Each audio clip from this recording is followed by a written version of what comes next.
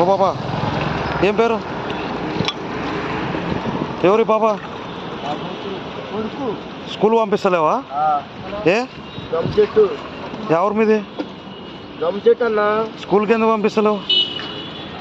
స్కూల్కి చిన్న సెలవులు మాకు ఈరోజు సెలవులు. మొత్తానికి సెలవులు. టీచరే నేను సెలవు లేదు కదా ఈరోజు. ఎందుకు లేదు? మాకు అందరికీ సెలవు లేదు. జంషెట్ మీది ఇక్కడ గమ్చెట్టు పాదభాషాన్ కాడ. హాయ్ హలో ఫ్రెండ్స్, మేము గాంధీనగర్ కర్నూలులో వెళ్తుంటే ఈ సంఘటన చోటు చేసుకునింది. ఆ అమ్మాయి ఎవరైనా అడిగితే అతను నా పాప అని చెప్పాడు. మరి స్కూల్కి పంపించడం లేదంటే ఈరోజు సెలవు అని మళ్ళీ అబద్ధాలు చెప్తున్నాడు. మరి ఇలాంటి పిల్లలు బడిలో ఉండాలి, వీధిలో కాదు. మరి మురికి వాడల్లో పని చేపిస్తున్న ఇలాంటి తల్లిదండ్రుల కోసము గవర్నమెంట్ వాళ్ళు కఠినమైన శిక్షలను విధించాలి.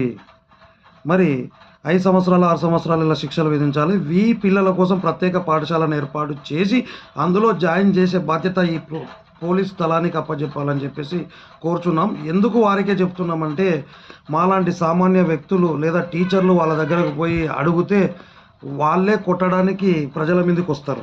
అదే ప్రత్యేక పోలీస్ దళంగాన జిల్లాకి ఏర్పాటు చేస్తే వాళ్ళని ఏమనకుండా పిల్లల్ని బల్లో చేర్పించడం జరుగుతుంది. దయచేసి ఈ సమాజాన్ని భావితరాలకు ఒక అభివృద్ధి చెందిన సమాజంగా అందించాలంటే భావితరాలకు ఈ పిల్లలే రేపటి పౌరులుగా ఉండాలి. దయచేసి గవర్నమెంట్ వాళ్ళు ప్రతి జిల్లాకి ఇలాంటి పిల్లల కోసం ప్రత్యేకంగా ఒక మంచి ఇంగ్లీష్ మీడియం పాఠశాలను, హాస్టల్ వసతిని కల్పించి వాళ్ళ తల్లిదండ్రులు వాళ్ళ దగ్గరికి రాకుండా వారికి కఠినమైన శిక్షలను విధించాలి, ఇలాంటి పనులు చేయకుండా అని చెప్పేసి కోరుచున్నాం.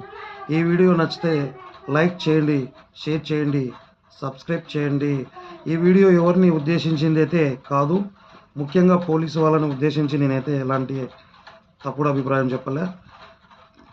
ఇలాంటి మురికివాడ పిల్లలు భావితరానికి ఉపయోగపడాలంటే సమాజంలో మనమే మంచి నిర్ణయం తీసుకోవాలి. కాబట్టి మురికివాడల్లో ఉన్న పిల్లల్ని బడిలో చేర్పించి భావితరాలకు మంచి పౌరులుగా అందిద్దాం. Thank you all.